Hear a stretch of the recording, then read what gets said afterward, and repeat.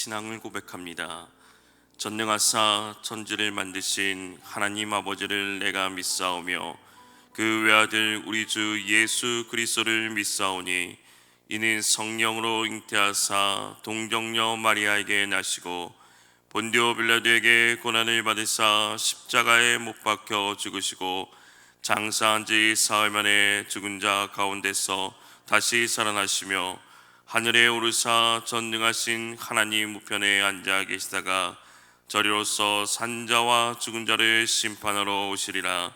성령을 믿사오며 거룩한 공예와 성도가 서로 교통하는 것과 죄를 사하여 주시는 것과 몸이 다시 사는 것과 영원히 사는 것을 믿사옵나이다. 아멘. 하나님 아버지, 오늘 하루도 말씀과 기도로 나아가게 하시니 감사를 드립니다. 은혜 위에 은혜를 더하여 주시옵소서. 연약한 우리의 육신을 붙드사 새 힘으로 강하게 하여 주옵시고 지쳐있는 우리의 마음을 붙드사 성령 충만함을 허락하여 주옵소서. 말씀으로 우리들의 심령을 회복시키시고 강건케 하여 주시옵소서. 이 시간 말씀을 통하여 주님의 뜻을 알기를 원합니다. 주님의 뜻이 우리의 삶 속에서 온전히 이루어지게 하여 주시옵소서. 날마다 주님과 동행하며 주의 성품을 닮아가는 하루하루가 되게 하옵소서. 주님 앞에 나올 때 귀한 예물 드립니다. 드린 1,000번제와 11조를 받아 주시옵고 간절한 기도의 제목과 간구를 들어 주시옵소서. 예수 그리스도 이름으로 기도합니다. 아멘. 찬송가 500장입니다. 찬송가 500장 무리의 생명줄 던지어라. 찬송가 500장입니다. 무리의 생명줄 던지거라. 그 정형제를 구원하려 우리에게 가까운 형제이니 이 생명줄 그누가 던지려나. 생명줄 던져 생명줄 던져 물속에 빠져간다. 생명줄 던져 생명줄 던져 지금 곧 건지거라.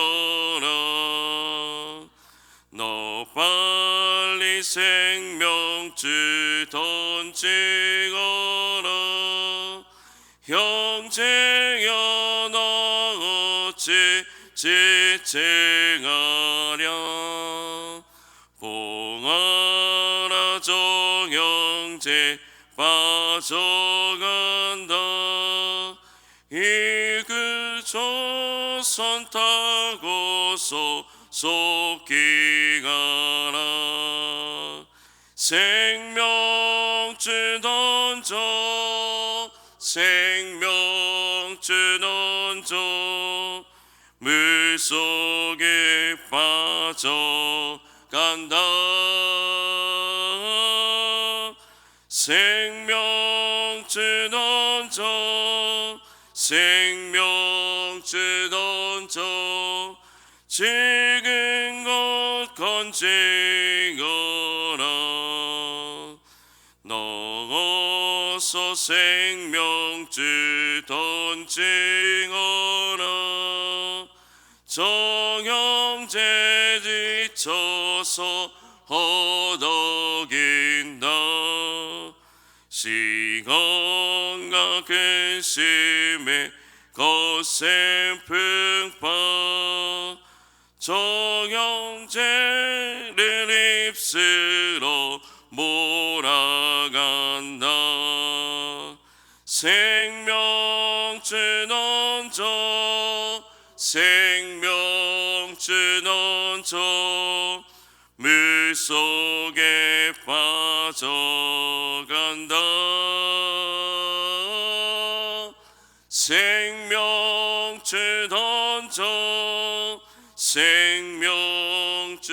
던져 지금껏 건지어라. 위험한 풍파가 곧 지나고 건너편 언덕에 이르리니 형제여 너 어찌 지체가 나 곧 생명줄 던져서 구원하라. 생명줄 던져 생명줄 던져 물속에 빠져간다. 생명줄 던져 생명줄 던져 지금껏 건지어라. 아멘. 하나님의 말씀은 잠언 11장 24절에서 25절 말씀입니다. 잠언 11장 24절에서 25절 말씀입니다. 구약성경 922면입니다. 잠언 11장 24절에서 25절 말씀을 함께 읽겠습니다. 흩어 구제하여도 더욱 부하게 되는 일이 있나니 가도히 아껴도 가난하게 될 뿐이니라. 구제를 좋아하는 자는 풍족하여질 것이요 남을 윤택하게 하는 자는 자기도 윤택하여지니라. 아멘. 오늘 하루도 예수 그리스도의 이름으로 승리하는 삶이 되시기를 주님의 이름으로 축복합니다. 예수님을 담는 성품 4월의 주제는 만족입니다. 예수님의 성품 만족은 하나님이 주신 능력으로 가진 것에 감사하고 물건이나 일이나 사람을 중시하고 갖고 싶은 것을 점검하며 가진 것을 즐기는 것입니다. 또한 없는 것에 불평하지 않고 작은 것을 귀하게 여기고 내 것을 잘 간수하는 것입니다. 오늘의 소주제는 하나님이 주시는 능력으로 다른 사람에게 준다입니다. 세상의 많은 사람들은 받는 것에 더 기쁨을 느낍니다.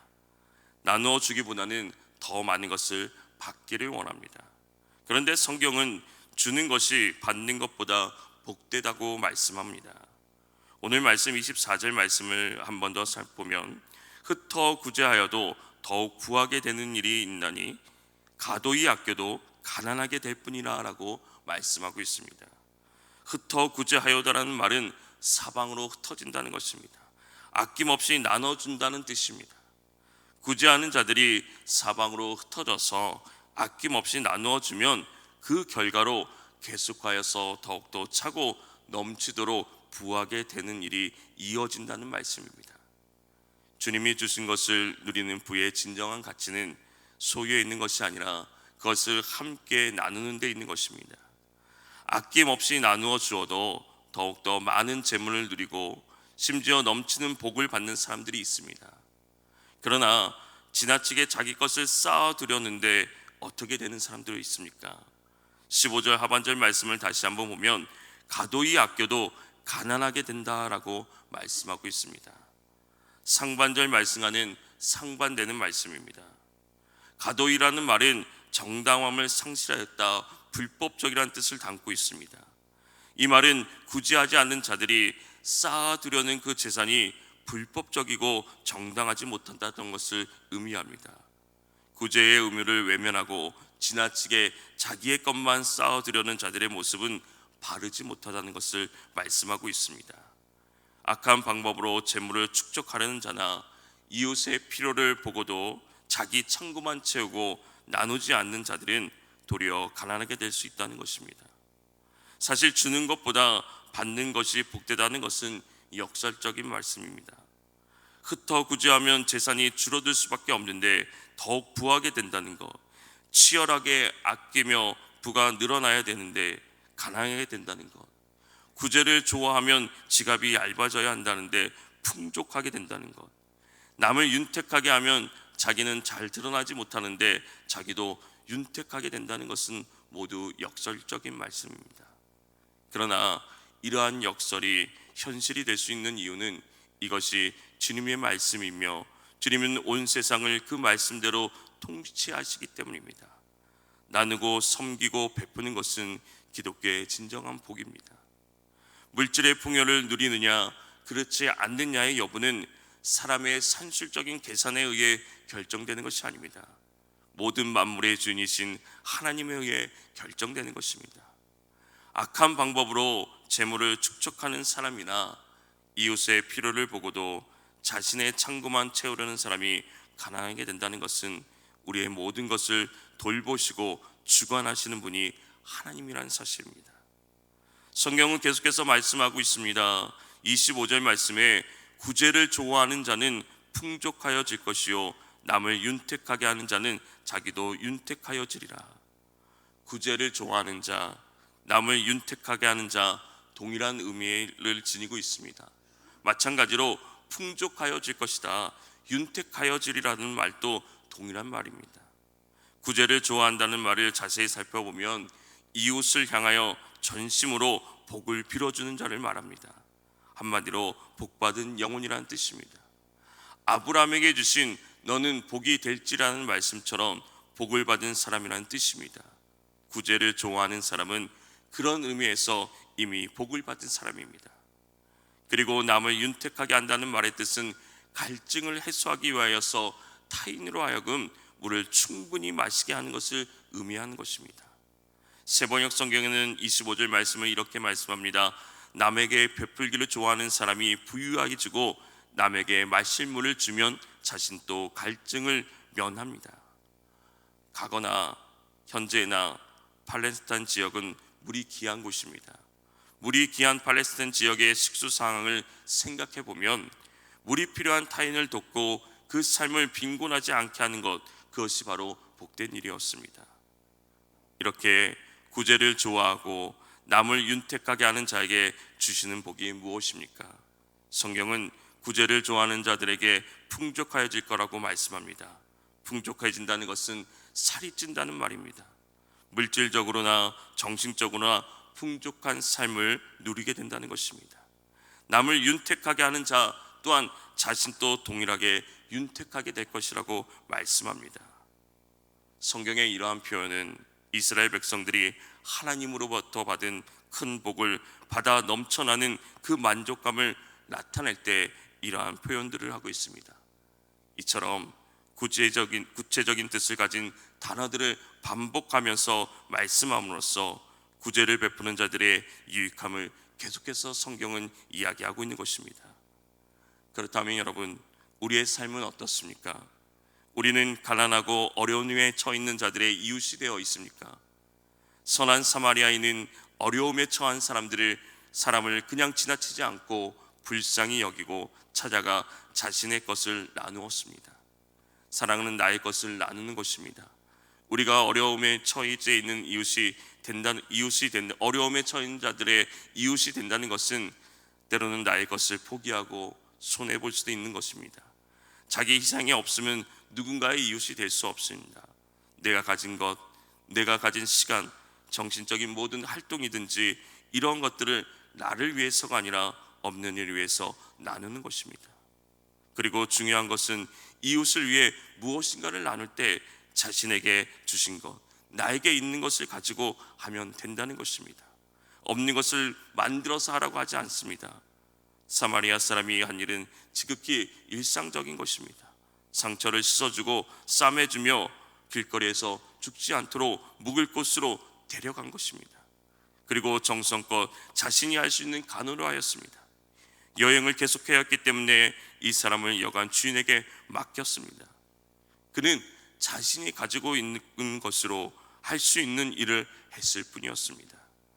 그런데 많은 사람들이 나누어 주어야 한다고 하면 나눌 것이 없다고 생각합니다.